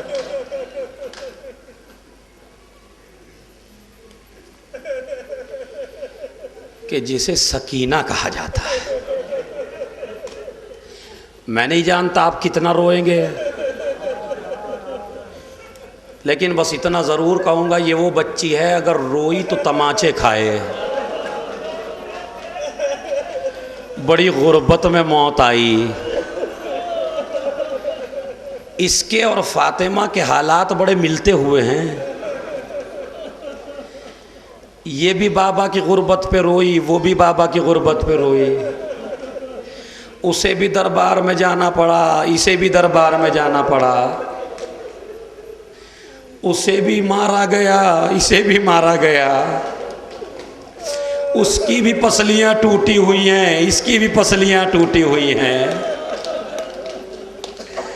اس کے جنازے کے لیے بھی 2 ہاتھ نکلے، اس کے جنازے کے لیے بھی 2 ہاتھ نکلے۔ سارے حالات ملتے ہیں اس کے۔ بڑا پیار ہے سکینہ کو اپنے باپ سے۔ جب چلے ہیں حسین تو یہی تو کہا ہے بابا آپ بھی جا رہے ہیں؟ کہا ہاں بیٹی، جس کا کوئی مددگار نہ ہو وہ کیا کرے؟ سب سے الوداع کرنا آسان ہے حسین کے لیے، مگر سکینہ سے الوداع کرنا، سکینہ سے جدا ہونا بڑا مشکل ہے۔ میر انیس کہتے ہیں جب خیمے سے نکلے سر کھولے بال اہل حرم ساتھ ساتھ تھے، پٹکے میں شاہدی کے سکینہ کے ہاتھ تھے، بابا جو صبح سے گیا ہے وہ واپس نہیں آیا۔ ایک مرتبہ امام رخصت ہوئے، رخصت ہو کے چلنا چاہا، گھوڑے پہ سوار ہیں، گھوڑے سے کہا یہ میری آخری سواری ہے، مجھے قتل گاہ تک پہنچا دے، مگر گھوڑا قدم نہیں اٹھاتا۔ ایک دفعہ حسین نے کہا، اب جو دوبارہ کہا یہ میری آخری سواری ہے، ذوالجناح نے سر اوپر کو کیا، اس کے بعد نیچے کو کیا، حسین سمجھ گئے، گھوڑے سے اترے، کیا دیکھا؟ 4 برس کی بچی گھوڑے کے سموں سے لپٹی ہوئی کہہ رہی ہے ارے جو صبح سے گیا ہے وہ واپس نہیں آیا، اے میرے بابا کی سواری میرے بابا کو نہ لے جا۔ ایک مرتبہ حسین نے سکینہ کو لیا، گود میں لیا، پیار کیا، سینے سے لگایا، میری لاڈلی، بابا میری ایک خواہش ہے، سنیے میری ایک خواہش ہے۔ کہا بیٹی کیا؟ کہا بابا آپ کو پتا ہے مجھے آپ کے بغیر نیند نہیں آتی۔ کہا بیٹی آج سے عادت بدل لو، اصغر میرے پاس سوئے گا، تم ماں کے پاس سونا، اصغر میرے پاس سوئے گا، تم ماں کے پاس سونا۔ کہا بابا آپ کو پتا ہے مجھے نیند نہیں آتی۔ کہا میری لاڈلی تو یتیم ہو جائے گی۔ اب یتیم کا نام سنا، بچی کہتی ہے بابا یتیم کسے کہتے ہیں؟ پھر میر انیس نے کہا یہ واقعہ نہ پوچھئے موقع عظیم ہے، مر جائے جس کا باپ وہ بچہ یتیم ہے، ننھا سا گلا جب تیرا رسی میں بندھے گا تب حال یتیمی کا میری جان کھلے گا۔ نہیں بھائی سر پیٹ کے رونا ہے آج، ننھا سا گلا جب تیرا رسی میں بندھے گا تب حال یتیمی کا میری جان کھلے گا۔ سکینہ کو سمجھایا، سکینہ کہتی ہیں بابا بس آخری تمنا ہے۔ کہا کیا؟ کہا بابا ایک بار سینے سے لگا لو۔ زہرا کا لال جلتی زمین پہ لیٹ گیا، سکینہ کو سلایا، آواز دی زینب، ارے میری سکینہ کو لے جا۔ ادھر حسین شہید ہوئے، ادھر سکینہ بے ہوش، گھوڑے سے پوچھ چکی ہیں، شام غریبہ آ گئی، خیموں میں آگ لگا دی گئی، ایک خیمے سے دوسرے خیمے میں، جب خیموں میں آگ لگی سکینہ کے دامن میں آگ لگ گئی، بچی مقتل کی طرف دوڑی، بابا اے بابا، اے بابا، سکینہ آئی ہے۔ حمید ابن مسلم کہتا، سنیے حمید ابن مسلم کہتا ہے میں نے دیکھا 4 برس کی بچی دامن میں آگ لگی ہوئی ہے، مقتل کی طرف جا رہی ہے، بابا بابا میں قریب گیا، میں نے چاہا دامن کی آگ بجھاؤں تو بچی کہتی ہے شیخ مجھے ہاتھ نہ لگانا، ہم آل محمد ہیں۔ بیٹی میں تو تیرے دامن سے آگ بجھانا چاہتا ہوں، سنیے سنیے میں تو تیرے دامن سے آگ بجھانا چاہتا ہوں۔ نہیں شیخ مجھے ہاتھ نہیں لگانا، ہم آل محمد ہیں۔ کہ اگر احسانی کرنا چاہتا ہے،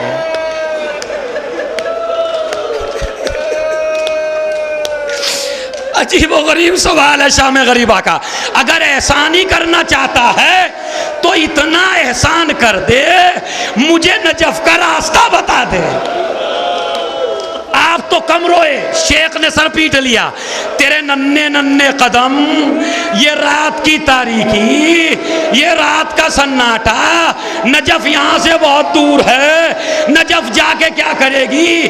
اے شیخ، میرے بابا حسین گود میں لے کے بتایا کرتے تھے، سکینہ نجف میں تیرا دادا رہتا ہے جو یتیموں کو اپنے ہاتھوں سے کھانا کھلاتا تھا۔ میں کہوں گی اے نجف میں سونے والے، ارے تیری سکینہ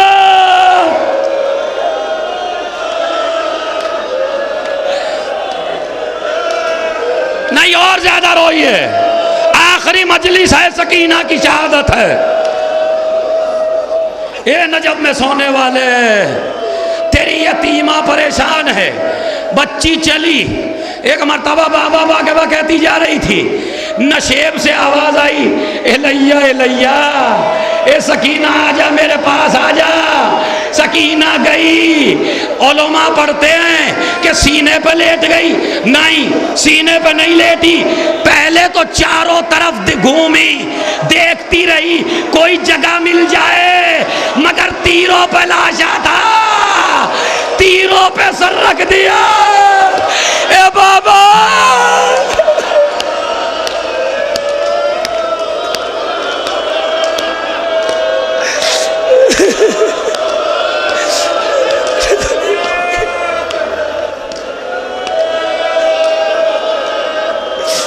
تیروں پہ سر رکھ دیا، اور سر رکھ کے ہر سال جو مصائب سنتے ہیں سنیے یہاں سے۔ جب بچی تیروں پہ سر رکھے ہوئے تو پتہ ہے کیا کہتی ہے؟ بابا بابا، بین سنو سکینہ کے، اگر سمجھ گئے تو مر جاؤ گے۔ بابا پانی دیتا ہے کوئی اور نہ غذا دیتا ہے۔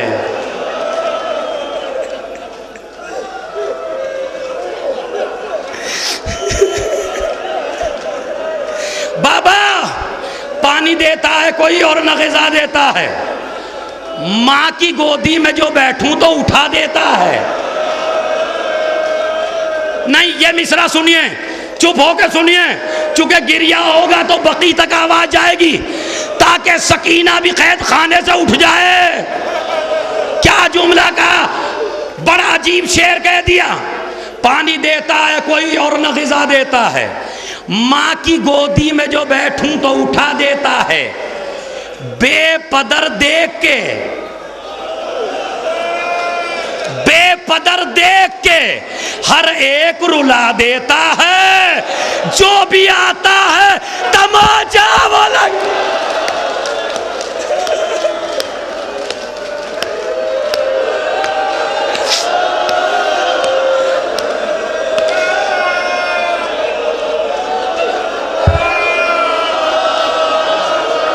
پانی دیتا ہے کوئی اور نہ غذا دیتا ہے، ماں کی گودی میں جو بیٹھوں تو اٹھا دیتا ہے، بے پدر دیکھ کے ہر ایک رلا دیتا ہے، جو بھی آتا ہے تماچا وہ لگا دیتا ہے۔ کیسے جلتے ہوئے خیموں سے نکل جاتی میں، پھوپھی اماں نہ بچا لیتی تو جل جاتی میں۔ بابا کوئی فریاد نہیں سنتا بھی لگتی ہوں میں، اب تو خیموں کی طرف دیکھ کے ڈرتی ہوں میں، آپ کو علم ہے سے روز کی پیاسی ہوں میں۔ اب کہتی ہیں غم نصیبوں کو، غم نصیبوں کو دم آب و غذا کچھ نہ ملا، بابا ہو گئی شام تماچوں کے سوا کچھ نہ۔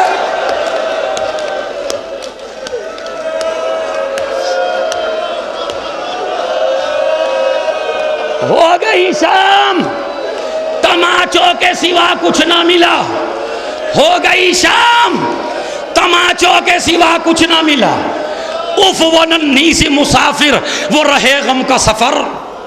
شام غریبوں میں چلے جائیے، اندھیرا ہی اندھیرا، سکینہ جا رہی ہے، اف وہ ننھی سی مسافر وہ رہے غم کا سفر، یا علی کہتی تھی گھبرا کے جو لگتی ٹھوکر، آتی تھی بن کی صداؤں میں جو خطبو پدر، مطمئن ہو کے ٹہر جاتا تھا ننھا سا جگر، کہتی تھی رو کے بلاؤ کہ بسیرا ہے بہت، انگلیاں تھام لو بابا کے اندھیرا۔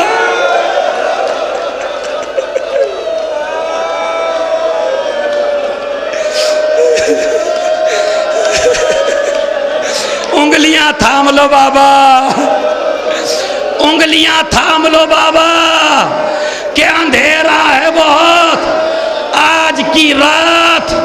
جن کے بچیاں ہیں وہ اپنی بچی کو اپنے سینے پہ لٹا کے یہ ماجرا ضرور دیکھے، جب بچہ سینے پہ لیٹتا ہے کبھی پیشانی پہ ہاتھ رکھتا ہے، کبھی لبوں پہ ہاتھ رکھتا ہے، کبھی رخساروں پہ ہاتھ رکھتا ہے، اف وہ بچی جو اندھیروں میں سحر ڈھونڈتی تھی، باپ کی لاش سے لپٹی ہوئی سر ڈھونڈتی تھی، بابا تیرا سر کہاں ہے؟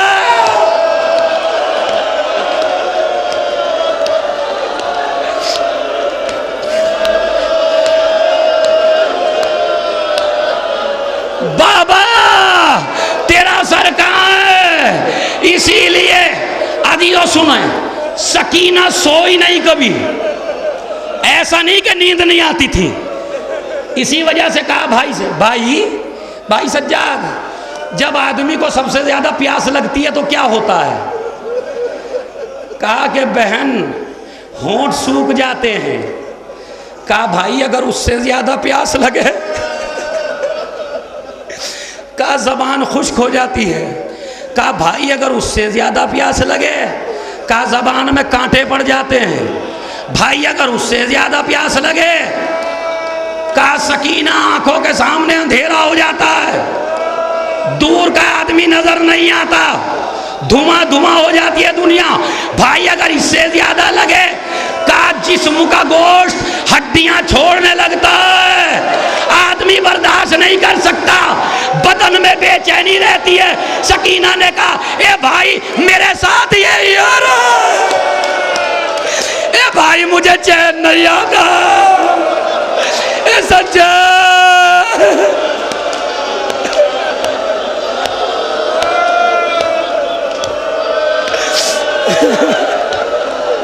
مجھے چین نہیں آتا۔ سوئی نہیں سکینہ، قیامت کا شعر ہے، یاد کر کے جائیے گا۔ نہیں، جب کسی کے چوٹ لگی ہو کہیں اور وہ سو جائے تو بار بار وہی چیز دکھتی ہے کہ جہاں آدمی کے چوٹ لگی ہے۔ سکینہ سوئی نہیں، شاعر کہتا کیوں نہیں سوئی؟ جب کبھی کروٹ بدلتی تھی تو دکھ جاتے تھے کان، جب کبھی کروٹ بدلتی تھی تو دکھ جاتے تھے کان، جب تلک زندہ رہی سونے سے گھبراتی رہی، کیسے سوؤں اے بھائی مجھے نیند آتی۔ دربار یزید ہے، ایک رسی ہے، 12 گلے ہیں، اے سکینہ بلک رہی ہے۔ کسی نے پوچھا یہ بچی اتنا کیوں رو رہی ہے؟ کہا رسی ایک ہے گلے 12 ہیں، ہم اپنے سر جھکائے نہیں رہتے، ہم اپنے سر بلند کیے رہتے ہیں۔ سکینہ کے گلا کیوں گھٹتا تھا زیادہ؟ سبب سنیے اس کا۔ زینب کہتی ہے ہم گردن جھکائے بیٹھے رہتے ہیں، لیکن جب گردنیں دکھ جاتی ہیں تو بلند کرتے ہیں۔ سکینہ کے گلے کی گرفت بڑھ جاتی ہے، کہتی ہے بابا بابا چچا عباس۔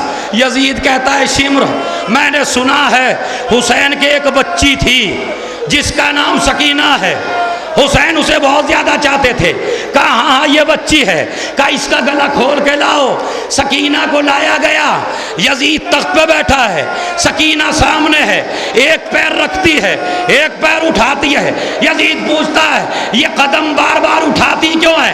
کہا یزید چلتے چلتے میرے پیروں میں آبلے پڑ گئے، اب مجھے چین نہیں آتا۔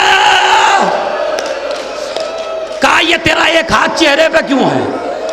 کہا میری پھپھیوں کے بال بڑے ہیں، انہوں نے پردہ بالوں سے کر لیا، بالوں کا پردہ مٹی سے کر لیا، میرے بال چھوٹے چھوٹے ہیں اس لیے میں نے اپنا ہاتھ رکھ لیا۔ ایک مرتبہ کہتا یزید سکینہ میں نے سنا ہے تیرا بابا تجھے بہت زیادہ چاہتا تھا۔ ہاں یزید تھی سینے پر، نہ میرے بابا کو چین آتا تھا نہ مجھے چین آتا تھا۔ کہا اچھا، کہا کبھی چین نہیں آیا؟ ہمیشہ سینے پہ سوئی ہوں. کہا بابا کا سر دیکھنا چاہتی ہے؟ کہاں دکھا دے. تشت لایا گیا, کپڑا ہٹایا گیا, چہرے پہ اصغر کا خون ہے, گلا کٹا ہے, بالوں میں خاک پڑی ہے. سکینہ نے باپ کا سر دیکھا, ایک مرتبہ بڑھنا چاہا, سکینہ بڑھنا چاہتی ہے. یزید نے روک دیا, سکینہ وہیں کھڑے رہنا, میں تمہاری محبت کا امتحان لینا چاہتا ہوں. ایسے نہیں, تم بلاؤ, تمہارا بابا اگر تمہارے پاس آ جائے تو میں سمجھ لوں گا بڑی محبت ہے. کہا اچھا یزید. سر کو سامنے رکھا گیا, شام غریبہ کا جلا ہوا دامن اٹھایا, حسین کے سر کو دیکھا, بابا سکینہ بلا رہی ہے. سر حسین اٹھا, سکینہ کی گود میں آیا, منہ پہ منہ رکھ دیا. اے بابا, اور تیری سکینہ کبھی تماچے لگے, کبھی گور چھڑے.